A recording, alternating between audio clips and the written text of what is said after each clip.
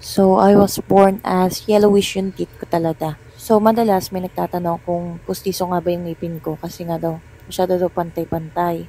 Then, siguro pag umiti ako, minsan kasi labas gums. Alam mo yun, may pagka-pinkish din before yung ngipin ko. Ganun. Kasi di naman tayo nagbibisyo. So, itong product na to guys, is binili ko siya last year pa. So, November ko siya binili and dumating siya ng December 2. So, ito yung mga product na pinagbibili ko nung buntis ako.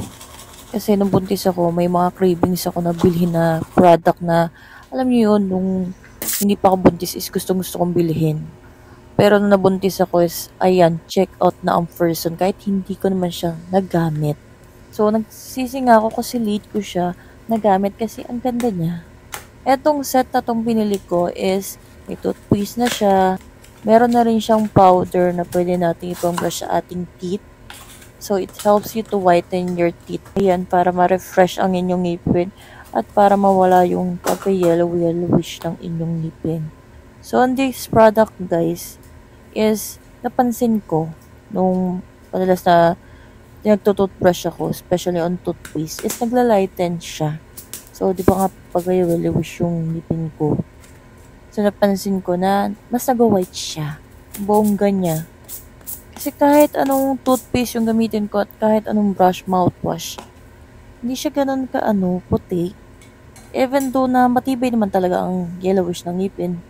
Pero syempre, di ba, ang lakas kapag white na white talaga ang ngipin. So, itong powder, mas nagustuhan ko siya. Kasi first time ko lang siya magamit actually. Kita nyo man, nakabox pa.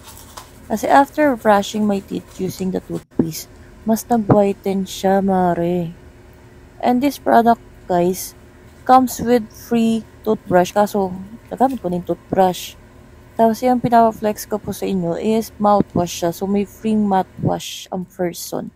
So, parang 2 to 3 pieces po ata yan. And, yan is may pagka-mint flavor. Flavor? Kala mo tinikman?